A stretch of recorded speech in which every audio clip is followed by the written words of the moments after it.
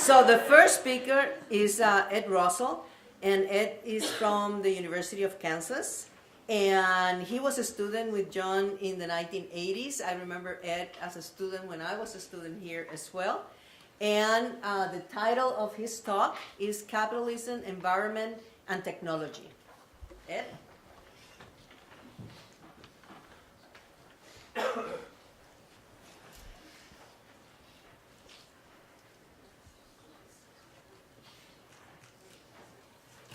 It's okay. It won't be in that. Oh, it's in.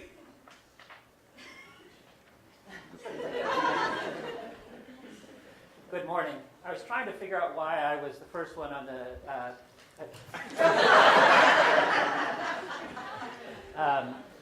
agenda, and I realize it's because I now teach at the University of Kansas, which is where the third one in the row with a connection to Kansas.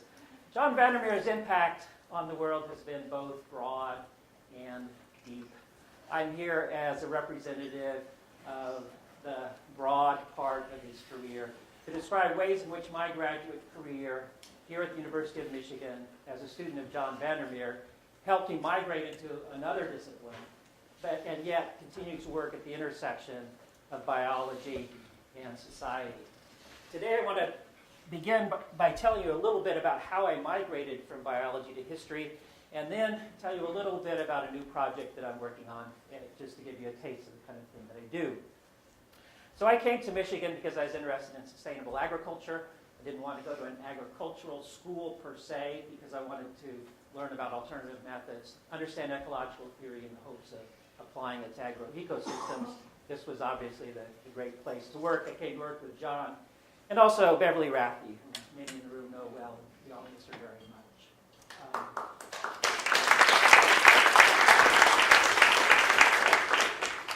I began a dissertation that was recognizably ecological to anybody in the biology department. It had to do with tritrophic interactions in rice agroecosystem. So it looked at rice, brown planthopper, herbivores, and spiders that were predators.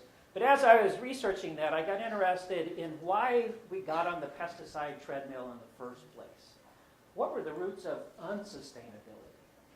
That started to take over my brain, and I went to John and Bev and said, I think what I'd like to do is change my dissertation topic to a history of pesticides. I can't figure out why we started using such a self-defeating method of pest control.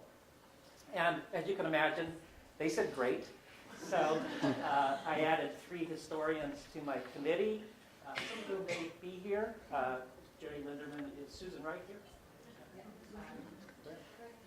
Oh, hi. Hello again. And Richard Tucker. I don't know if he's in town as well. Largest committee, 6 people, far too big, but great advice from all of them. And so I started working on this dissertation having to do with the history of pesticides. And then I went to John and I said, so should I write up a new proposal and defend it with this committee? And he said, why would you do that? And I said, well, I don't want to get to the 2 or 3 years down the line and want to graduate and have the graduate committee say, this isn't a biology dissertation, we can't give you a degree for this, this is a history dissertation. And he went off, talked to Brian Hazlett, if I remember correctly, what I think I saw a second ago. And he came back, I was actually in DC at the time, and he said, Ed, I think it's the worst possible idea to give the graduate committee any idea that they have any control over your career. Which, as you can recognize, is a very John Vandermeer sort of thing. And here was his reasoning. He said, you have defended a proposal. Once people defend their proposals, they're under the guidance of the committee. It's common to revise your dissertation and propose.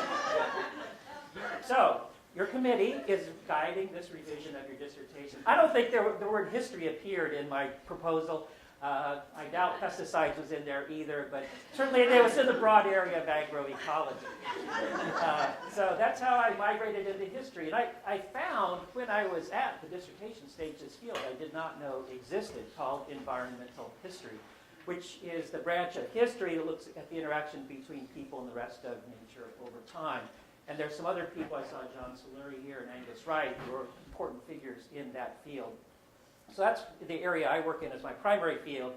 Because I was interested in pesticides, I also work in history of technology and some history of science as well.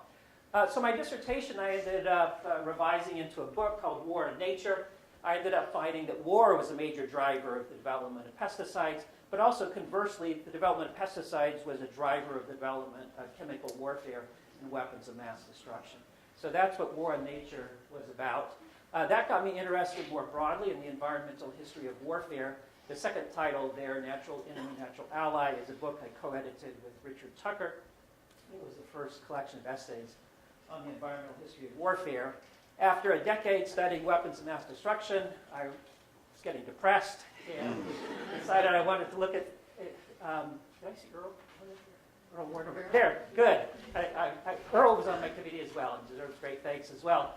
And this one, Evolutionary History, looks at anthropogenic evolution and its role in history. So these are some examples of the kind of things I've been looking at. In that case, for example, I'm arguing that the inventors that got so much credit for the Industrial Revolution in England, who figured out machines for spinning and weaving cotton textiles, actually owed a lot to anthropogenic evolution by Amerindians in the New World, who developed cotton with very long fiber that was actually essential for mechanization. So in some ways, the Industrial Revolution was a follow-on impact of Amerindians rather than this creation out of whole cloth. It's one of the arguments. Now, I'm looking at another of John's favorite topics, actually capitalism. I'll get to that in a minute. I got interested in America's first digital network. It was not DARPANET, but it was a network that used binary code to transmit information over electronic networks. That was the telegraph in the 19th century. And when I got into this, I found a puzzle. Telegraph lines could be built very quickly. The first line in the United States, which was right here, was built in 1844. 3 years later, by the calendar, really just 2 years in terms of construction, it had reached the Missouri River here at St. Louis. So halfway across the country in 3 years. Now, one might predict, if one were a technological determinist, that it would just keep going. But it stalled at the Missouri River for 14 years. And then, in just 4 months of 1861, they built a line from the Missouri River to San Francisco, which boggles my mind. The idea that even today with power tools, you could string a telephone line from Omaha to Sanford, 2,000 miles, in 4 months is amazing. And they were digging every single hole with a shovel by hand. So it was a phenomenal feat. And at first I thought the delay was because it's hard to build. Boy, if they could do it in 4 months, that wasn't the barrier. Now, so I tried to figure this out. One school of thought about the way in which Americans settled the Great Plains was that they had to adapt their agriculture to the drier climate. I thought, well, maybe they had to change the technology. But they didn't. Actually, they used the same kind of telegraphs in the West that they used in the East. So that wasn't the reason. And I also looked at just the history of capitalism. There are studies that have concluded that capitalists were quite reckless about environments, rushed onto the Great Plains, got ahead of, or did not understand that the impact of aridity on economic systems and got into trouble. But these guys were actually not doing that. They were quite cautious. So I had to look around for something else. And I ended up concluding that it is a story of capitalism, but it's about capitalist adaptation to climates. These entrepreneurs who are building telegraph networks are actually quite risk averse with their own money. They're risk prone with other people's money. And the key idea here, in a simplistic way, is that there are two major climatic zones in the United States: the humid east, which is green, the arid west. The humid east has more than 20 inches of rainfall per year on average, which is enough to grow crops without irrigation. The arid west has less rainfall than that. You cannot grow crops without irrigation, of course with some exceptions, but that's the overall pattern. And American population settlement really followed rainfall quite closely. This is the population density in 1860. The darker colors here are densely populated areas. So it maps very closely onto rainfall. And that's just because most of the nation was farmers. Therefore, they settled where they could farm. Therefore, you had more people. And as a consequence, you had more trade and more capital accumulation as well. And that is key to this story. Because in fact, I realized what we need to do is not think of telegraphy as a communication technology, which is the way that the literature has dealt with it. And it's our natural inclination to think about it as well. It was that, but the same technology can have more than one purpose. And for the entrepreneurs who built telegraph networks, communication was only a secondary activity. Transmitting messages by telegraph lines for entrepreneurs was like building engines for automobile makers. It was something you had to do to make the technology work, but it wasn't really a purpose for them. The purpose for them was this. It was to sell stock. This is a stock certificate from 1848.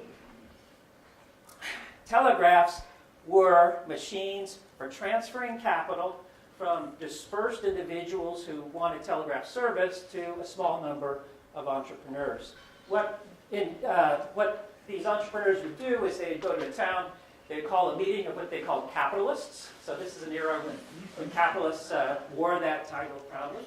And they would say, if you want telegraph service here, you need to buy X dollars, typically about $2,000 depending on the size of the town. $2,000 of stock in my company. If you do that, I'll put a telegraph in your town. If you don't, I won't. And they meant it. Some towns refused, and they very ostentatiously built a line around the town. So telegraphs really weren't about reaching customers. They were not building telegraph lines to customers.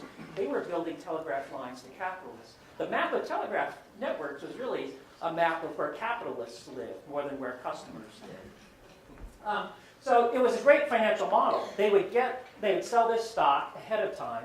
They would sell more stock value than they needed for construction costs. Then they'd build a line. So in some ways, they were really construction companies more than communication companies. So this was a very low-risk model. They got paid up front in advance. Sometimes, actually, these were not remunerative as communication businesses. A number of them failed because there weren't enough customers, but the entrepreneurs had already made their profit before the lines even went into business. So that led to fast, dense construction. This is another figure that floored me. First line, 1844, by just 17 years later, 1861, 55,000 miles of line in the United States. That's enough to go around the world twice. So it did really quickly. And yet not a single mile between the Missouri River and the Sierra Nevada. So you got this dense snarl of lines in half the country and no lines in the other half.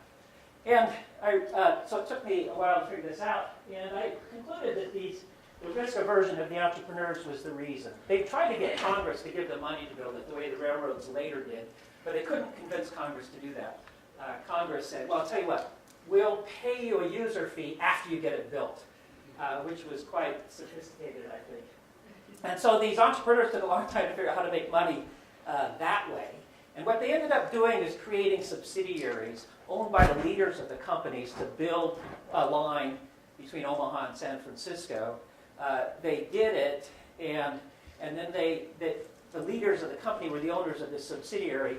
And then they watered the stock 20-fold and then sold it back to the parent company that they also were the head of. And they could make that decision. So they made the stockholders in other parts of the country pay for the aired line while getting a return of 20 to 1 on the money that they invested. So it's a complex stock manipulation at the expense of most shareholders. And as a result, they were really trying to connect customers on the east and the west more than serve the center. And so you got sparse lines in the very west. And what you ended up then with is a map of telegraphy that continued to reflect the distribution of capital and capitalists, but to some extent customers as well, that looked like this. It's a poor map. It's the only one I've been able to find from the late 19th century of Telegraph Networks. It's in the Smithsonian. It's in poor condition.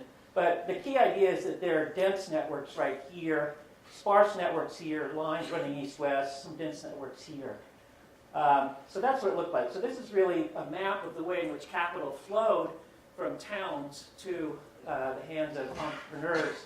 And this was the nation's first electrical network as well as digital network. that 55,000 miles actually all ran on batteries, which is another phenomenal thing. And that set patterns in motion that we continue to follow today. Telegraph's created the wires on poles model that is so familiar in our lives. It's taken for granted now, but the telegraph is the one that created that model that we still do and use. And I put this up to show just how similar today's electrical networks are to those first networks. This is the United States seen at night from space in 2012, and you have the same kind of density in the east and sparse distribution in the west. Thank you.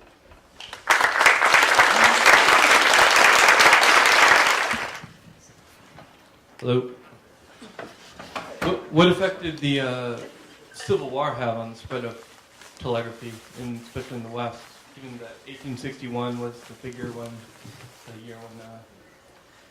Right. The question is what impact the Civil War had on building telegraphy in the West, and the answer is surprisingly little. Although other historians have posited that was the reason it was built, because it was built in 1861 just as the U.S. was going to war. But actually it was more a fulfillment of fears of secession in the 1850s that prompted its construction, especially the willingness of the federal government to pay this user fee after it was built. But it wasn't Southern secession. It was Western secession. There were serious fears in the 1850s that California and Utah would secede and become separate nations. And it would be literally a month before Washington would learn that California did anything.